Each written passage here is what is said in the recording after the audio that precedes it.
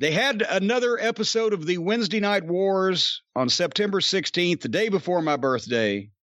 And when last we left this thrilling competition, I had said that the NXT show last week was probably my favorite wrestling program from any company that I'd seen over the past at least few months. Did I not? I think it was I liked it. It was great. They did a good job. I gave them the clap. You did. I did. You gave them the clap. I gave them the clap. Well, I should have took it back. No, they can't do two in a row. I'll tell you that. But there were still some things here. But go ahead and browbeat me. The opening match was Shotzi Blackheart versus Io Shirai. And I invoked the tank rule because while Rhea Ripley would trump the tank rule, Io Shirai does not. So I fast forwarded because of the tank. No, you and I'm waiting to hear you browbeat me as, oh, it was so great. It was the opening match. You skipped the opening match on the show? Yes, because it was Shotzi Blackheart driving a fucking tank to the ring, and it lasted 20 minutes. Io Shirai is super talented. She's really good. What'd you think of the match then? Well, listen, I think it's important to note that I was running low on time. Uh-huh. So I fast forwarded to the ending of the match. I was hoping you actually watched it this time. Well, at least you had the excuse you were running low on time. No, I couldn't believe. Last week, I loved the show so much. I turned this on, and the first thing I see is Shotzi Blackheart coming out in a fucking tank. So I fast forwarded to the finish. This thing went 20 minutes, the first 20 minutes of the program. So once again, they're just handing, now that they're opposed. Last week, they had a great fucking show. I think that week they weren't opposed. Now they're opposed, and they hand off the first 20 minutes to the opposition. However, Io Shirai, your second coming of Mildred Burke, won with an attempted moonsault. I say attempted moonsault because it was really a backflip off the top rope into a double knee drop on poor old Shotzi and looked like it could have killed her. Is that what you saw? Did you see the finish? I saw the finish. I thought it was very spectacular. Yeah, stiff. Anyway. Not the stiffest match that a woman will have on the Wednesday Night Wars this week. Well, no, not on purpose, at least, or by accident. By accident, it was the stiffest, but not on purpose. Anyway, they did a nice little package on Tommaso Ciampa with him watching the footage of him killing that fucking guy a week or two ago, and then he comes out against good old Desmond Troy.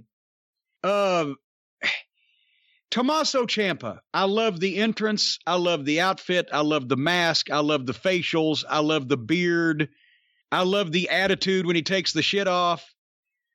He took the guy down and leaned into everything. He sold the guy at the guy's level, which I'll explain in a second. We've talked about it before, but for the new listeners, but he sold the guy at the guy's level and he got right back on him. And he was aggressive the whole time, and he dropped him with a DDT, boom, 1, 2, 3, and it was perfect. Perfect. It wasn't the greatest match in the world. It wasn't supposed to be. It was a perfect match to get Tommaso Ciampa over, show he's aggressive, et cetera, showcase him in a good way. And when I say he sold Desmond Troy at his level, how many times do you see a supposed main event star wrestle a guy that's obviously always booked in the middle of the card or at the opening of the card and doesn't really win, definitely loses more than he wins. But when that guy makes a comeback or even fires up or whatever, that main event guy is bumping like a fucking Super Bowl. No. Whether it's, and we've talked about this before, whether it's a job guy, whether it's a talented worker that's being used underneath, or a more main event guy that's on your level, you sell three different ways. You sell at the guy's level, not at his talent level. He could be the greatest wrestler in the world, but at the level that he has been promoted at in that environment. If you take big bumps for a fucking job guy, you're a goddamn idiot if you're a main event star. because it's a job guy. Maybe the nicest guy in the world, but he's presented as a job guy. Or conversely, what would happen? Would there be a fist fight if it was a main event guy you were working with and you decided you didn't want to sell at all? It's the same thing. You sell at the guy's level that the fans perceive him at, that he's presented at, not at his talent level. So Tommaso, he'd sell, he'd register, he'd come right back. And then at the end of the thing, Jake Atlas came out and did some white milk babyface promo as a challenge for next week because he hadn't had enough. And every time I hear Jake Atlas speak, I want Tommaso to hurt him worse. But what do you think of Tommaso? I like Tommaso. I'm curious to see where they're going to go with him. I mean, there's something later on in the show with him and Kyle O'Reilly. I'm curious to see where that will go. But it kind of, what you just said about selling to the other guy's level goes back to the Steve Beverly and Pedicino stuff, talking about Sting shouldn't be wrestling Barry Horowitz. And that made me think of Flair in there with George South. Nothing against Barry Horowitz or George South. Both really talented wrestlers. Unfortunately, because of the way they were used, it's a little ridiculous to have a 15-minute match on TV with them. Yeah. So I thought that was a and also that's the thing when you go back and you watch, yes, if it was poor old Ron Rossi, bless him, looked like a baked potato with arms and legs, he wouldn't get any offense. You'd call him a one-tackle pancake. You beat Ron Rossi up and beat him. George South never won any more than Ron Rossi, but George South could work, and you could see it, and he was a good-looking athlete, so you would give him more. Flair gave him too much, but he loved working with him. But you'd give him more, but still, a main event guy, top guy, would be in control of the situation. It wouldn't be until you had a competitive main event matchup where there was doubt in people's mind on a television match, because you should never put doubt in people's mind that a preliminary wrestler is going to beat one of your main event guys on television unless you are in the middle of elevating that preliminary wrestler to main event status, and then it better be a good story. Anyway, Finn Balor, they did a sit-down package here. It was well done. He's well-spoken. He's convincing. I'm a little tired of Dark and Moody. I miss the guys just being able to come out and the fucking announcer having the microphone and the guy being able to cut a goddamn shit-talking promo. Let me tell you something, Mr. TV announcer, blah, blah, blah. But the sit-downs are starting to be the norm instead of the exception. It used to be the other way around. And that made the sit-downs stand out as a little more real and a little more legitimate. But now they're all done that way. And anyway. The next match was Austin Theory versus Kushida. And I completely took this match totally wrong. And I don't know what the fuck they're doing, but they need to rethink it. Austin Theory does a promo. He's very good. I got a smart-ass attitude and a slappable face, but he's a good-looking athlete. And that, okay, because remember, we've complimented him before. He was the human ping pong ball for Bronson Reed and did a great job. Pretty much stole the show. And okay, now he's got a promo, and then here comes Kushida. Well, we haven't seen Kushida in a while, and I figure, okay, they're bringing in Kushida to put old Austin Theory over because they see they've got something. Because Kushida, I made mention in my notes, is the second coming of Little Tokyo. Oh, come on. This fucking guy is not as tall as the top rope. And whereas I loved Austin Theory's work against Bronson Reed from start to finish, this match was awkward as fuck with the stuff that Kushida was doing until Austin Theory took over. And then when he took over and he was dictating the pace, it got good. I don't know what's with Kushida's ring outfit. It looked like he was dressed as a recently furloughed house painter. And then it had a paint fight. I don't know what the fuck. He did awkward kicks for a comeback. They did a spot where Austin Theory hurt his arm on the post when he fucking missed a forearm. And Kushida gets him in the ring and double wrist locks him and he taps out. I thought Austin Theory was the star here and Kushida was being used as a generic Japanese midget to put him over. And that's still, to me, what it looked like until Kushida won the match. Is somebody trying to tell me that they believe that there is a bigger upside in little itty bitty Kushida, another Japanese guy with strange markings on his attire, What? instead of Austin Theory, can talk, can cut a promo, good-looking athlete, young kid, already a natural in the ring. And what the fuck happened here? Can you explain this to me? I can't explain it. I was certainly surprised by the finish. I agree with you that Austin Theory has a world of potential, and he's been pretty impressive the little we've seen of him. Kushida's a really talented professional wrestler. He's really, really good. He is a smaller guy. I think comparing him to Little Tokyo's a bit much. Why don't we do a thing where he's one of the guys they have, like they used to put the ships in the bottle? Why don't he join a wrestling crew where they have matches in a bottle? Because he'll be able to crawl in even a fucking 2-liter. Like you said, I'm surprised by the finish. I think Kushida's talented, but I would be looking at ways to elevate Austin Theory. Then we proceed to another clip at home with the same faces. Mr. and Mrs. Same Face. And Mrs. Same Face now is blue-haired. It was gray, now it's blue, but it's not like a dark blue, like cool blue. It's kind of like a light blue, like fucking Pepto-Bismol, the Magic Clown blue. Anyway, so she's mad at her ex-friend for breaking their TV. And I just wrote, God, these segments are rotten. It's so fucking phony.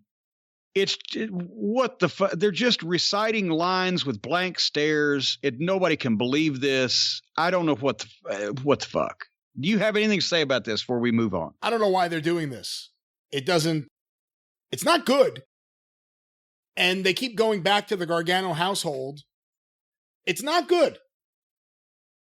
It's really not good. I don't know why they keep doing this. In the words of Ole Anderson, when he closed a territory down in the summer of '83, don't do this anymore. Why are you doing this? Yeah, I mean, I understand something like this. I'm not justifying it, but I understand crap like this being on a Vince McMahon produced show where he's hands-on. I don't know what this is doing on NXT. No, I see this on a local television show because the audio's bad, the lighting is bad, because it really is their apartment. I don't know I don't see this on a big budget show. I see this on local indie wrestling.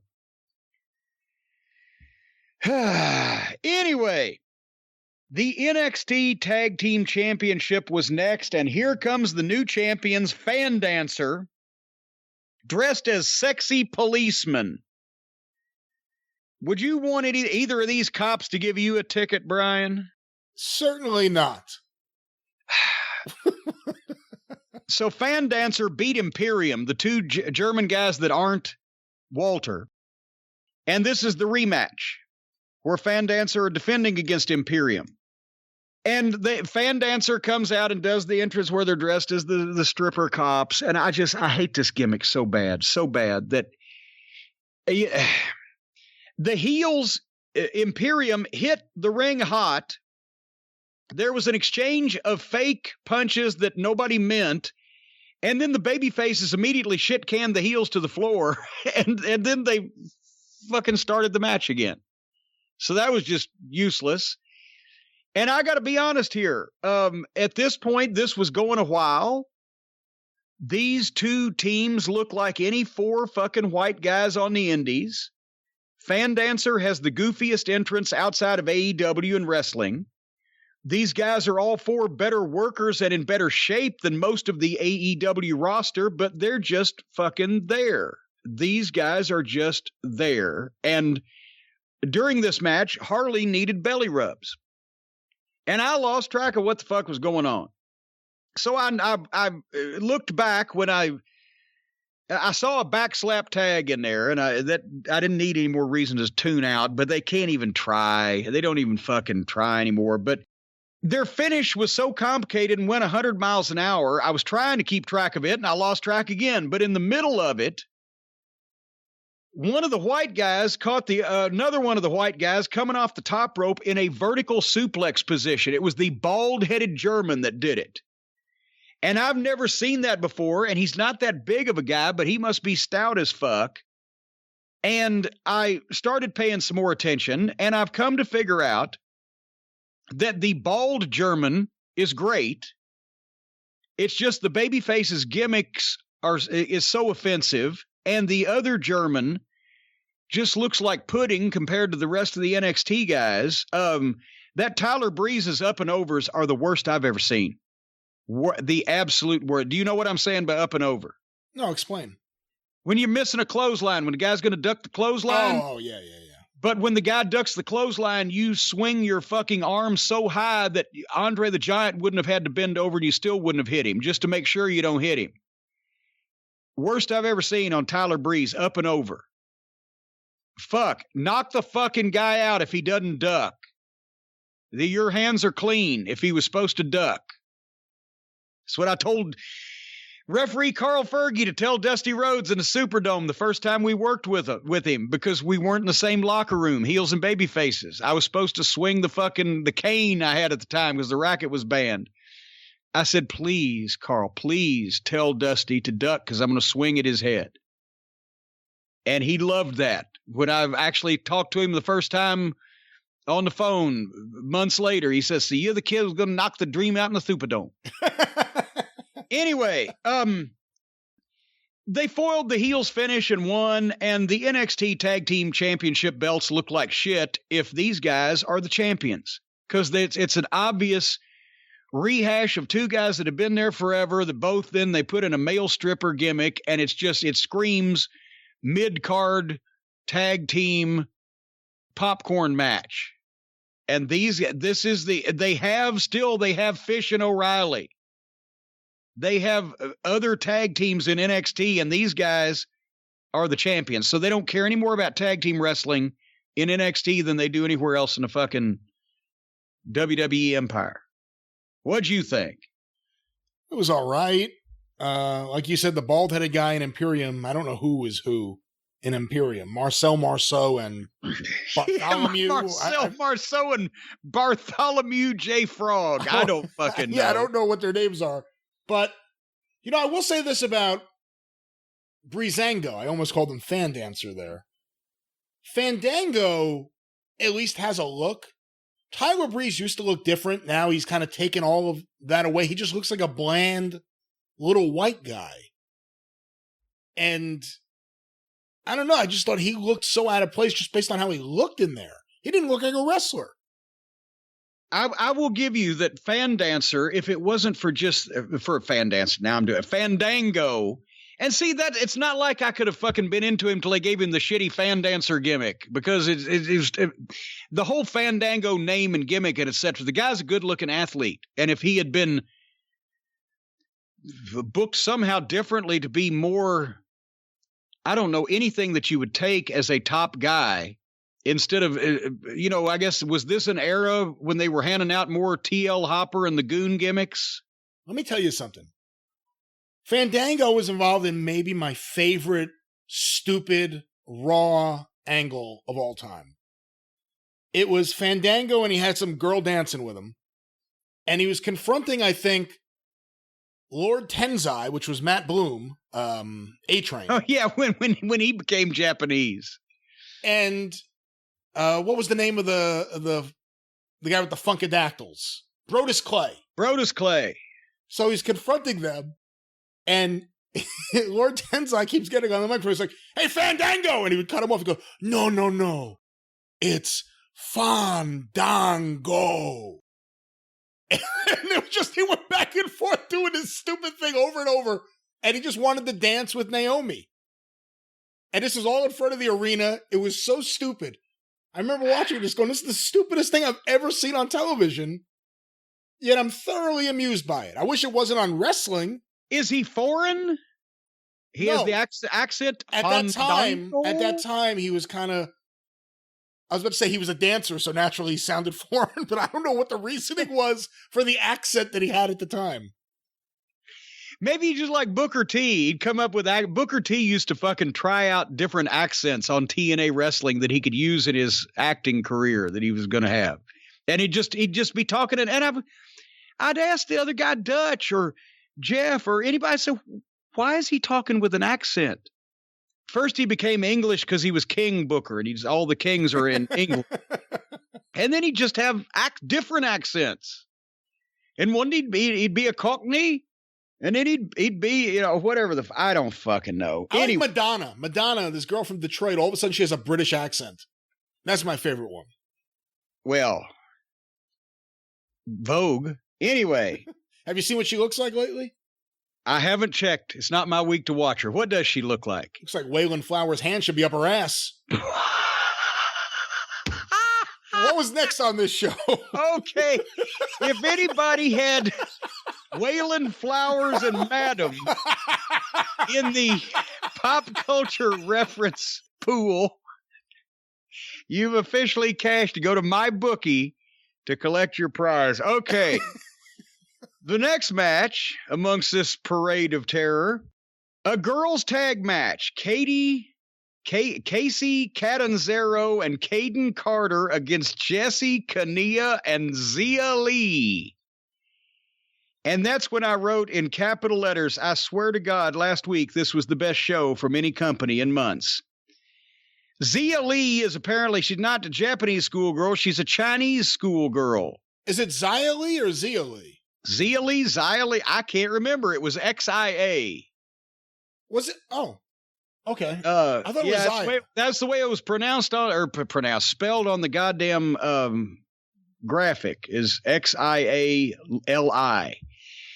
Point is, I was extremely disappointed in Zia Lee, and I fucking fast forwarded. Zia Lee wasn't 5 feet tall. None of these girls were taller than the top rope except for Jessie Kania, and she looked like she was 6 feet fucking 5. And I've never heard of any of these people. Well, Carter and Catanzaro I've heard of slightly. Yeah, she was on, she may have won even. I'm not sure. She was on American Ninja Warrior. You ever watch that? Well, good for her. Every once in a while, only when paralyzed or in an iron lung and unable to get to the remote did I watch that program. But was there anything to this? I was stuck for time. Unfortunately, considering none of these women have been involved in a feud with the other women, and I kind of didn't care about the match, I fast-forwarded the match. You are misogynistic. You are a misogynistic person, Brian Ladd, you eke out your living from marginalized peoples around the world. That is so unfair. By shitting on them. How dare you?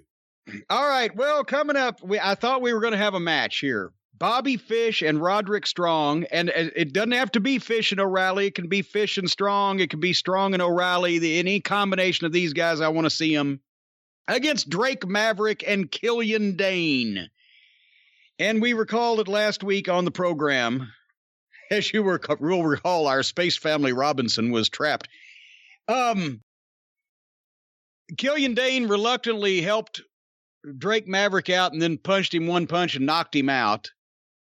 Because they've signed this tag match, but Killian Dane don't want to be Drake's partner. There's drama, blah, blah, blah. And if he's listening, Drake Maverick, I like this guy as a human being and as a person, and he can work. He was properly trained. He went to OVW. He's been around the world. He's in shape. Drake Maverick is what Marco Stunt would be if he was all those things. In shape, properly trained, not on meth, took care of his teeth, ate properly, went to school. His mother hadn't smoked or done heroin when she was pregnant. Oh, come on. Drake Maverick is all those things. And I like him as a person, and he's still too fucking small. It's just, I'm sorry. I have to be consistent and I have to be fair. And this kid can work. And I can see how they have put him into issues and things, and there's a place for him to be used, but as an actual wrestler on an ongoing basis, it's the visual, and I'm sorry. And then they do the thing where Killian Dane refuses to come out.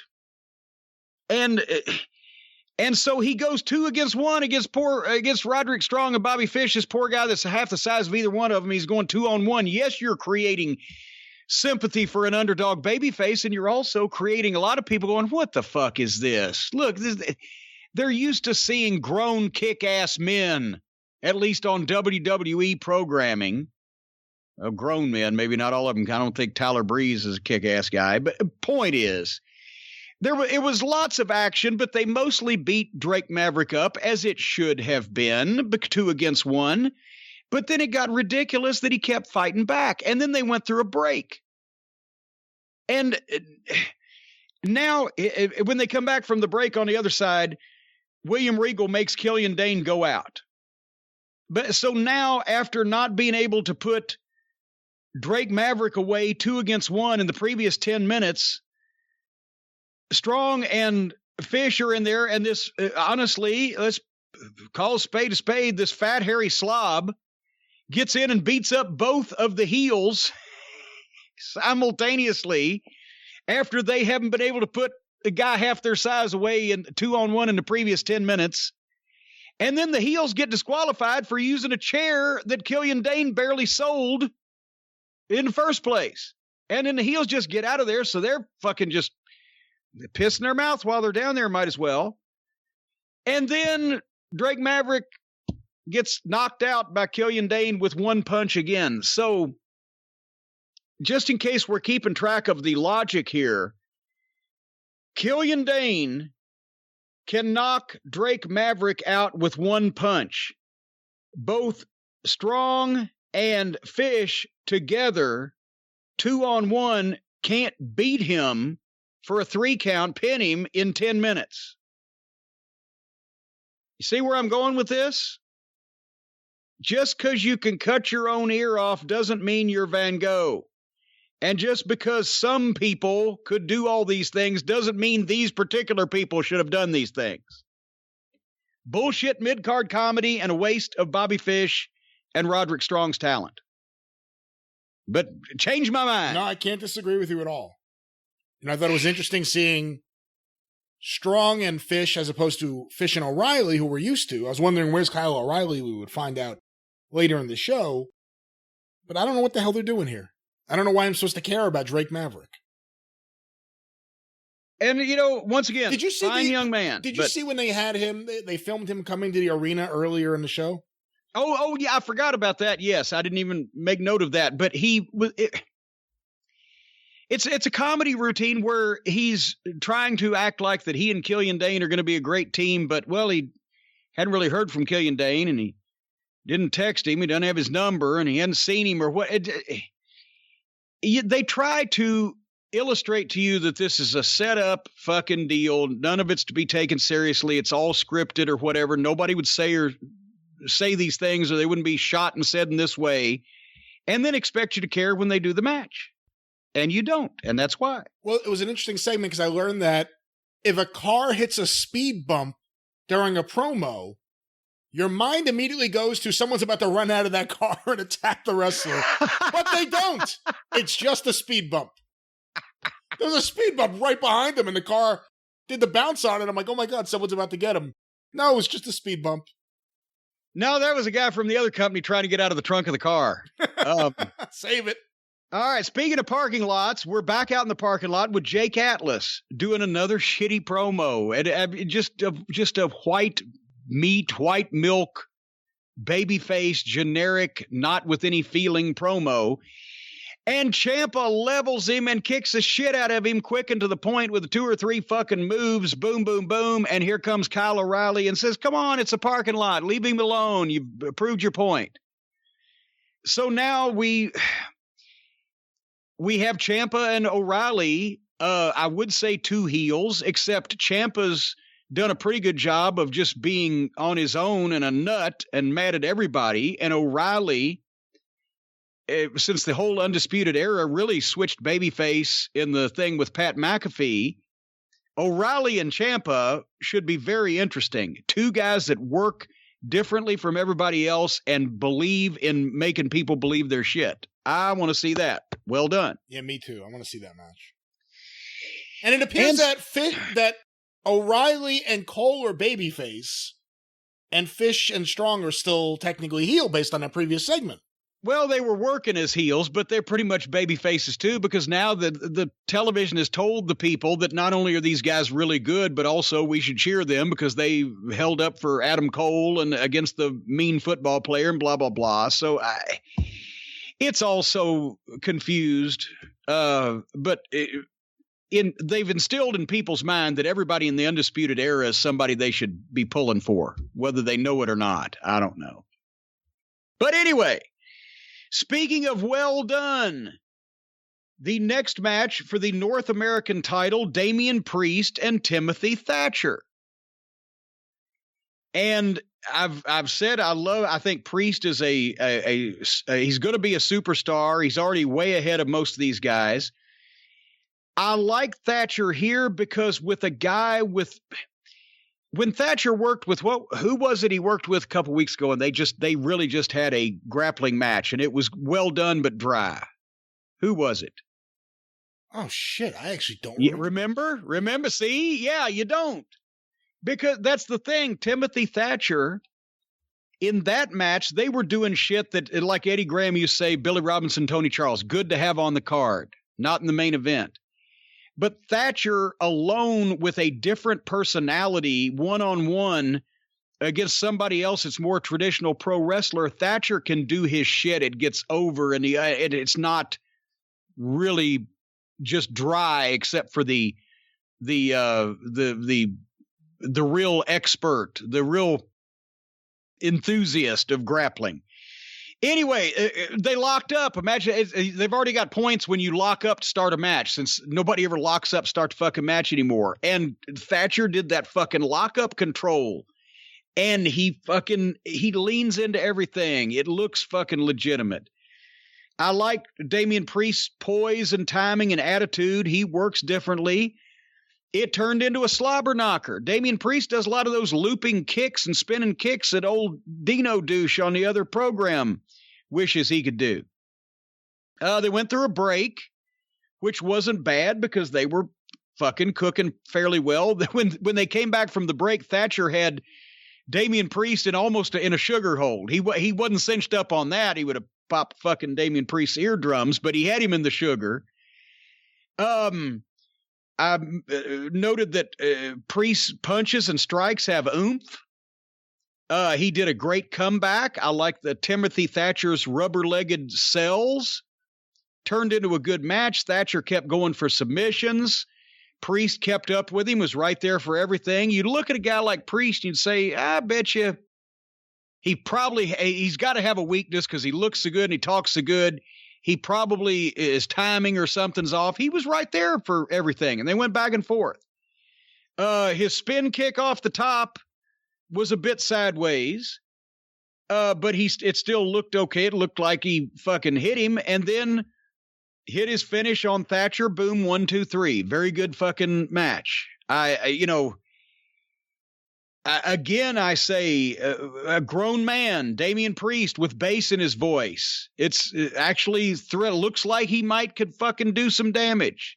Thatcher, a pug-faced fucking cauliflower-eared fuck with crooked teeth that looks like he might do some damage. What happened to intimidating wrestlers? NXT's the only one that has them. I really like Thatcher, but with Priest, tell me if you think I'm wrong. Out of everyone on the NXT roster, not counting Karrion Kross because he's out for a while, I think Priest has the most potential once he gets to Raw or SmackDown. As long as they don't fuck him up. Well, you know what you said last time, and Keith Lee ended up in a tennis skirt. Yeah, but no, this guy, he exudes star quality. Yeah. And he's got a great look. He's got good size. He could talk. He's interesting in the ring. Not just good in the ring, he's interesting in the ring. I really like him, and I like Thatcher too, but I don't know if If Vince McMahon's in charge, I don't think Thatcher should go to the main roster. No, because Vince wouldn't get it. But and here's the thing, Thatcher, if you're going to make a comparison here, think about this one. Thatcher is Arn Anderson, Priest is Ric Flair. Priest has the look to be the star and the individualism. Thatcher is the guy that can work probably top to bottom with most anybody, and it doesn't get old. What do you think?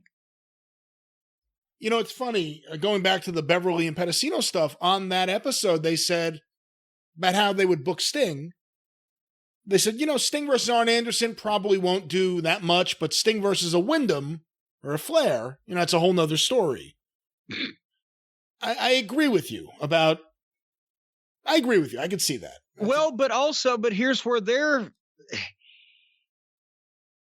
they should have had Sting versus Arn before they would have Sting versus Flair or Sting versus Wyndham, because Arn would get Sting ready for that match. Arn would make Sting look better than he had looked and in probably however long.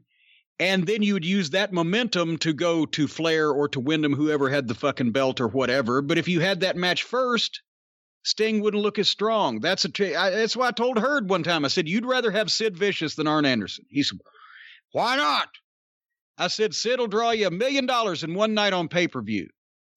He said, what's the matter with that? I said, Arn Anderson will draw you steady money and have great matches for 5 years and nobody will get tired of it. Sid draws the $1 million one time. People have seen it. They don't want to see it again. That's the difference. There you have it. Anyway, that was the NXT offering, which as we saw, there was good things intermixed in the bowl of turd salad.